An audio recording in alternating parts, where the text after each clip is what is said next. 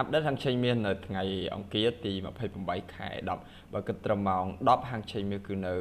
$3,991 ក្នុង1អោនហើយសម្រាប់ហាងឆេងមាសកាលពីម្សិលមិញគឺមានការធ្លាក់ចុះមកច្រើនចុះដល់តម្លៃ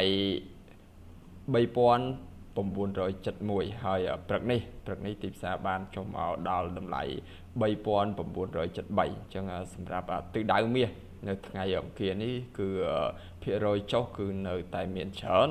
ដូច្នេះសម្រាប់បងប្អូនដែលរងចាំទិញមាសតម្លៃបច្ចុប្បន្ននេះគឺ$3,991នេះគឺអត់សូវល្អប្រហែលក្នុងការទិញទេអញ្ចឹងយើងអាចរងចាំបន្តិចទៀតទៅនៅពេលដែលទីផ្សារចុះមករកតម្លៃ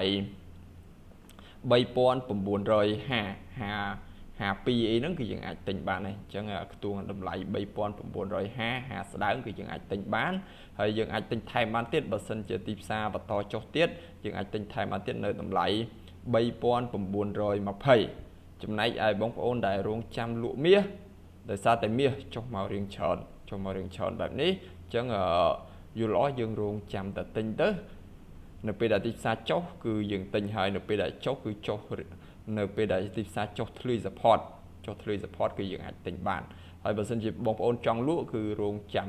ទីផ្សារឡើងទៅលើរឿងឆ្ងាយយើងអាចលក់បាននៅពេលដែលទីផ្សារឡើងទៅដល់តម្លៃ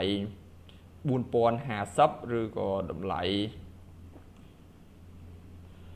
$4,089ខ្ញុំនឹងអាប់ដេតហាងឆេងមានបន្តទៀតនៅក្នុង Channel Telegram ដូច្នេះបងប្អូនអាចចូលរួមបានហើយសម្រាប់បងប្អូនដែលមានបំណងចង់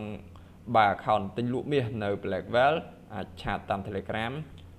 016879511